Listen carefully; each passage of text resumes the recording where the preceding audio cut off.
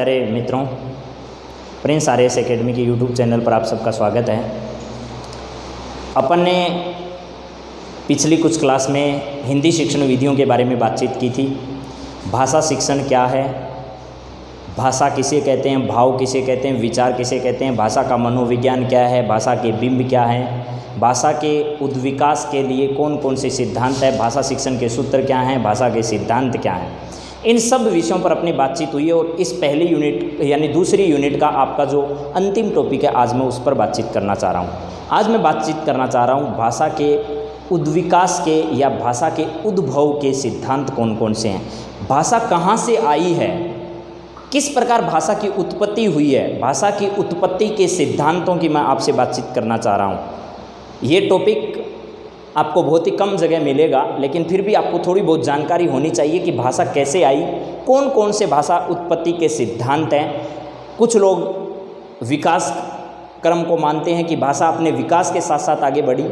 कुछ लोग हैं जो ये मानते हैं कि भाषा दैवीय शक्ति का परिणाम है। कुछ लोग हैं कि जिस प्रकार परिश्रम किया गया, लोगों के परिश्रम के माध्यम से उसके मुख से जो भी आवाज़ निकली उसका परिणाम है। कुछ लोग ये मानते हैं कि भाषा अपने आप उत्पन्न हुई। कुछ लोग कहते हैं कि अनुकरण का माध्यम है, यानी अनुकरण के द्वारा ये भाषा की उत्पत्ति हुई है। लेकिन अपने को इन सब सिद्धांतों को एक एक करके जान लेना चाहिए कि कौन कौन से सिद्धांत हैं और किस किस ने ये दिए हैं। तो यहाँ मैं आपका पहला टॉपिक लिख रहा हूँ, भाषा उत्पत्ति के सिद्धांत। भाषा उत्पत्ति के सिद्धांत। सबसे पहला सिद्धांत है वो है दैवीय सिद्धांत। कौन सा सिद्धांत है? दैवीय सिद्धांत। दैवी उत्पत्ति सिद्धांत या सिद्धांत लिखते हैं सीधा ही। दैवीय सिद्धांत किसने दिया था और इसमें क्या कहा जाता है, देखिए उस पर बातचीत करेंगे। दूसरा सिद्धांत आपके पास है विकासवादी सिद्धांत। विकासवादी सिद्धांत, इस पर भी एक एक करके बातचीत करते रहेंगे अपन।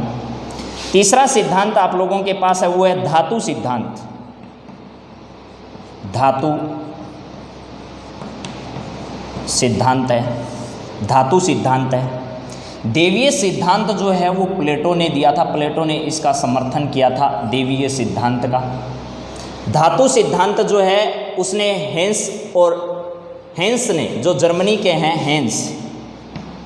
हेंस जर्मनी के हैं, उन्होंने इस सिद्धांत का प्रतिपादन कह दो या इसका समर्थन किया था हेंस ने। अगला सिद्धांत जो है, ठीक है, वो सिद्धांत आपका है निर्णय का सिद्धांत। निर्णय सिद्धांत। इस सिद्धांत का प्रतिपादन रूसो ने किया था। किसने किया था? रूसो ने इस सिद्धांत का प्रतिपादन किया था, या इसी में आपसी निर्णय का सिद्धांत भी कह सकता हूँ। पांचवा जो है वो आपके पास है टाटा का सिद्धांत। टाटा सिद्धांत। आपके पास 6 नंबर जो सिद्धांत है वो है यो हे हो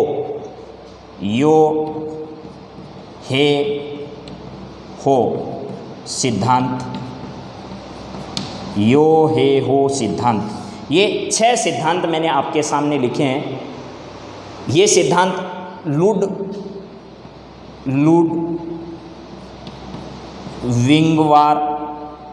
विनवार ने प्रतिपादित किया था। लुडविंगवार, आप याद करोगे इसे। विंगवार गए नहीं लिखा है मैंने यहाँ, लुडविंगवार, इन्होंने इस सिद्धांत का प्रतिपादन किया। ये आपके सामने मैंने 6 सिद्धांत लिख दिए हैं। इसके बाद एक संगीत का सिद्धांत भी आता है, एक इंगित का सिद्धांत आता है और एक अनुकरण का सिद्धांत आता है। संगीत का सिद्धांत डार्विन ने और स्पेंसर ने दिया था। संगीत का सिद्धांत 6 नंबर यहाँ लिख देता हूँ मैं। संगीत का सिद्धांत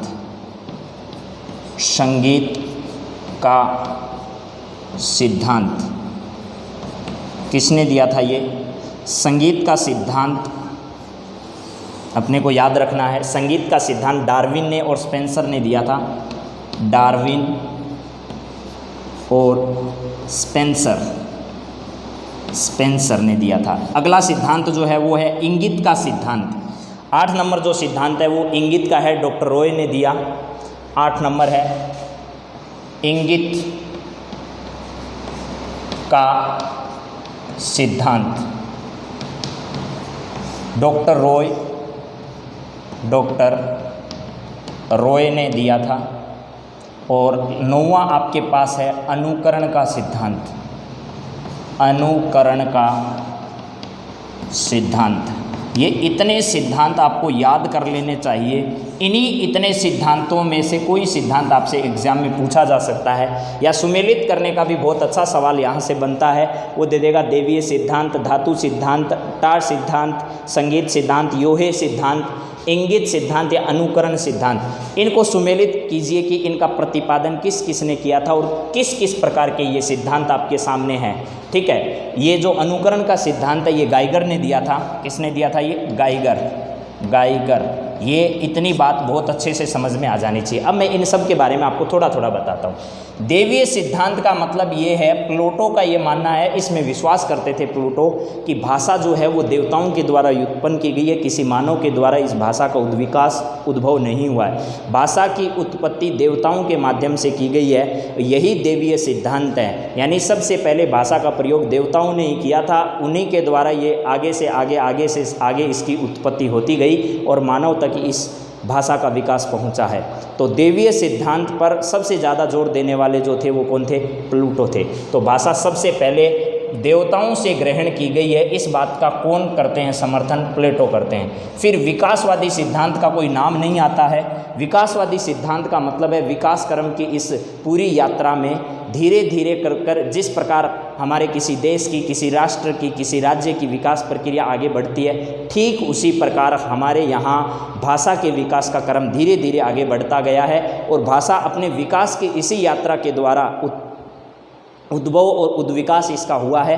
किसी व्यक्ति विशेष एक का नाम पर्टिकुलर इसमें नहीं आता है। जिस प्रकार डेवलपमेंट की परिभाषा है, विकास की परिभाषा है, ठीक उसी प्रकार भाषा की उत्पत्ति हुई है। फिर है धातु का सिद्धांत है।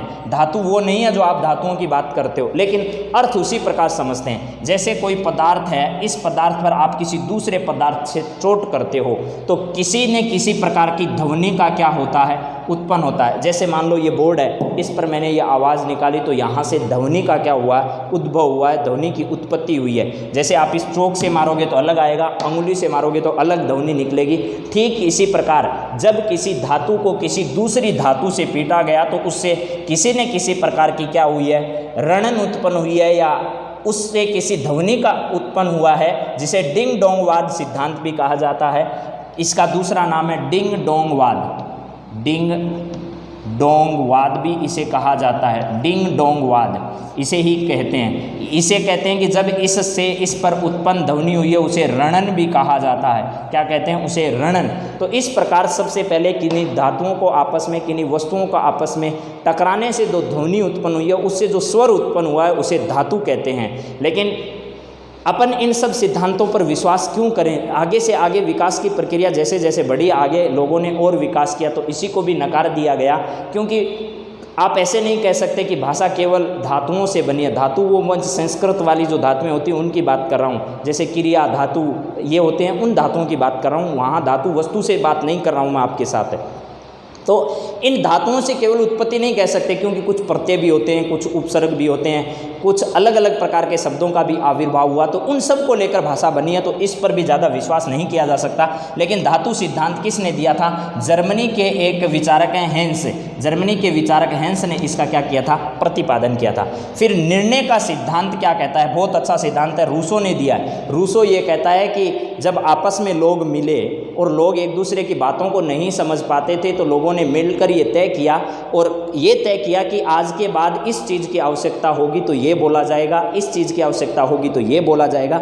यानी मनुष्यों ने अपनी मीटिंग करके ये डिसाइड किया कि आज के बाद अपन इन चीज़ों को इस प्रकार उच्चारित करेंगे। तो ये कहते हैं रूसो की इसी प्रकार भाषा की क्या होती है? उत्पत्ति होती है। लेकिन आप लोगों को भी मालूम है ये तो सामान्य से फैल होने वाला तरीका इसलिए है, आप जानते हो जब लोग आपस में भाषा जानते ही नहीं है, कुछ समझते ही नहीं है, तो आपस में कैसे मीटिंग करेंगे, कैसे मीटिंग का आयोजन करेंगे, कैसे सर्वसम्मति से निर्णय लेंगे? तो ये निर्णय निर्णय का सिद्धांत भी ज़्यादा क्या नहीं है, कारगर नहीं है। निर्णय के सिद्धांत का प्रतिपादन किसने किया था, रूसो ने किया था। फिर है टा सिद्धांत। टा सिद्धांत किस प्रकार आपके हेल्प कर सकता है। टा सिद्धांत ये कहता है कि आदिम समय में जैसा काम एक व्यक्ति करता था दूसरे लोग भी उसका क्या करते थे, अनुकरण करते थे। तो अनुकरण करते करते एक व्यक्ति ने दूसरे व्यक्ति से नई नई चीज़ों की खोज की। इस प्रकार लोग एक दूसरे वस्तु की, टा का मतलब होता है खोजना, यानी किसी चीज़ को टोना, अपन मारवाड़ी में जैसे कहते हैं टोना, तो वही टा है, यानी अलग अलग चीज़ों की खोज है वो दूसरे मनुष्य को पहले वाले व्यक्ति के माध्यम से हुई है। इसका मतलब ये हुआ कि भाषा की उत्पत्ति इस प्रकार भी नहीं हो सकती, क्योंकि जब एक को ही मालूम नहीं है तो दूसरा उसका अनुकरण किस प्रकार करेगा, और पहले वाले को किस प्रकार इस चीज़ का ज्ञान हुआ, इसके बारे में ये सिद्धांत कुछ नहीं कहता है। उसके बाद है यो हे हो सिद्धांत। लुडविगनवार ने दिया था। कौन सा सिद्धांत है, यो हे हो का सिद्धांत, यो हे हो का सिद्धांत। अब आपको मालूम है जब कोई भी व्यक्ति कोई काम करता है जिसमें परिश्रम किया जाता है, उस काम में अवश्य न कोई ध्वनि का मुख से उच्चारण होता है। उसी सिद्धांत को ये कहा कि मनुष्य जिस जिस प्रकार का काम करता है उसके काम में जो मेहनत लगती है, उस मेहनत के परिणाम स्वरूप उसके मुख से कुछ ध्वनियाँ निकलती है, वही ध्वनियाँ भाषा की उत्पत्ति का क्या है, कारण है। ये किसने कहा था, लुडविगनवार ने कहा था। जैसे मान लो कोई काम लुहार करता है तो वो जब भी हथौड़े की मार करता है तो इस प्रकार की ध्वनि को उच्चारित करता है। तो ठीक इसी प्रकार अलग अलग लोगों के काम को डिसाइड करते हुए लुडविगनवार ने ये कहा कि जैसे परिश्रम करने वाले व्यक्ति हैं उनके मुख से अलग अलग तरीके की ध्वनि निकलती है। ठीक है, जैसे धोबी काम करता है तो जब वो कपड़े के ऊपर मारता है तो ही हु ही इस प्रकार की ध्वनि उच्चारित होती है। जब लोहार काम करता है तो हो की ध्वनि निकलती है। जब किसी सड़क को दबाने वाले या कूटने वाले व्यक्ति का काम देखा जाता है तो ऐसे वो करता है। इस प्रकार के कामों को देखकर उनके मुख से निकलने वाली विभिन्न प्रकार की ध्वनियों को जब उन्होंने देखा तो लुडविगनवार कहता है कि यही काम जो हैं, जो परिश्रमिक काम किए जाते हैं, वो व्यक्ति अपने अपने मुख से क्या करते हैं, ध्वनियों का उच्चारण करते हैं। ठीक है, जैसे कोई व्यक्ति बोझ उठाता है, मान लो बोझ उठाने वाला व्यक्ति है तो वो बोझ उठाने वाला व्यक्ति क्या करता है, जैसे किसी व्यक्ति वस्तु के हाथ लगाता है तो वो कहता है हे लो, अपन मारवाड़ी में कहते हैं हे लो। ठीक है, वो कहता है 1 2 3 हे लो। तो इस प्रकार हे लो, देखो हे हो इस प्रकार की विभिन्न प्रकार की ध्वनियाँ उच्चारित होती है। ये हो क्यों करता है, जब कोई मल्लाह, जब कोई जो कुश्ती करने वाला होता है, कुश्ती का खिलाड़ी होता है, तो वो भी इसी प्रकार की ध्वनि का उच्चारण करता है। क्या कहता है, हे लो का मतलब कोई व्यक्ति वजन उठाता है वो कहता है। ठीक है, तो अपने को ये मालूम होना चाहिए यो हे हो कौन कहता है, जो कुश्ती का खिलाड़ी है वो अपने जब प्रतिद्वंदी को हराता है तो वो हे हो हे इस प्रकार की ध्वनि का क्या करता है, उच्चारण करता है। तो लुडविगनवार कहता है व्यक्ति के काम के अनुसार ध्वनि का क्या हुआ, उद्विकास हुआ या उत्पत्ति हुई। संगीत का सिद्धांत डार्विन और स्पेंसर ने दिया। इन्होंने कहा कि जब भी कोई प्रकार की धुन निकलती है तो उससे भाषा का क्या होता है, उत्पत्ति होती है। भाषा की उत्पत्ति संगीत से हुई मानते हैं कौन, डार्विन और स्पेंसर। इसके बाद इंगित का मतलब होता है इशारा करना, किसी चीज़ की ओर संकेत करना। संकेत जो है वो किसी वस्तु को समझाने का एक तरीका है, और ये सिद्धांत किसने दिया था, डॉक्टर राय ने दिया था। डॉक्टर राय ने इंगित करने की ओर, किसी चीज़ की संकेत के माध्यम से सिखाने की ओर। अनुकरण आपको पहले भी बता दिया, लेकिन दोनों सिद्धांत अलग अलग है, ध्यान रखना। इसमें तो आदिम समय की बात कर रहा है अनुकरण के माध्यम से। यहाँ सारी चीज़ें जो हैं वो दूसरे को देखकर ही सीखी जाती है। ये सिद्धांत गाइगर ने दिया था, और ये सिद्धांत अनुकरण का जो सिद्धांत जिसका नाम टा सिद्धांत या खोज सिद्धांत है, वो किसी का नाम विशेष नहीं लिया जाता है, लेकिन अनुकरण का नाम देकर जो सिद्धांत है वो गाइगर ने दिया था। एक बार आप इन सब चीज़ों को लिख लीजिए, याद कर लीजिए। पहला देवी सिद्धांत, ये किसने दिया था, प्लेटो ने। विकासवादी सिद्धांत किसी ने नहीं दिया, कोई नाम नहीं आता है। धातु सिद्धांत हेंस ने दिया। धातु जब दिख जाती है तो व्यक्ति को हंसी आ जाती है। और देवी जो होती है वो देवी कभी भी प्लेट में नाश्ता नहीं करती है, ये ध्यान रखना, समझ गए ना।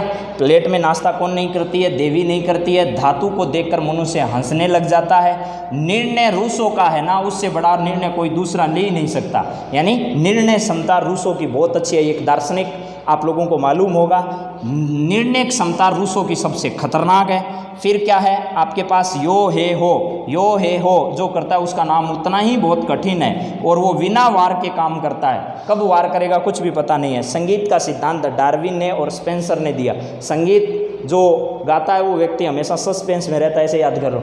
इंगित या इशारा करने वाला डॉक्टर राय है, जो व्यक्ति राय देता है वो सिर्फ इशारे करता है, समझ गए ना, वो कभी काम नहीं करता। रायचंद जो होते हैं वो किसी का भला नहीं कर सकते, सिर्फ झूठी राय देते हैं। तो इंगित करने वाला व्यक्ति हमेशा झूठी राय देता है और राय देने में वो डॉक्टर होता है। फिर अनुकरण का सिद्धांत गाइगर ने दिया, यानी अनुकरण लोगों को गाकर थोड़ी दिया जाता है, लोगों का अनुकरण करना। गांधी जी का अनुकरण लोग हमेशा गाने गाकर करते थे, तो गाइगर का सिद्धांत याद रखना। अब एक बार याद कर लो, देवी प्लेट में नाश्ता नहीं करती, धातु को देखकर व्यक्ति हंसने लग जाता है, निर्णय क्षमता रूसों की तकड़ी थी, यो हो हे। इस प्रकार का काम लुंड विंगवारी करता है। संगीत जो है वो डार्विन करता है, और डार्विन संगीत गाता है तो फिर वो सस्पेंस में रहता है। इंगित करने का काम राय देने वाले लोग होते हैं, रायचंद जो होते हैं वो हमेशा डॉक्टरेट होते हैं राय में। अनुकरण का सिद्धांत है, अनुकरण हमेशा गाकर किया जाता है, तो गाइगर होगा। इस प्रकार आपको भाषा की उत्पत्ति के ये सिद्धांत याद करने हैं। अगली क्लास में अपन फिर मिलेंगे। प्यारे साथियों, आप इस वीडियो को लाइक, शेयर और सब्सक्राइब चैनल को जरूर करते रहिए। तब तक जय हिंद, जय भारत।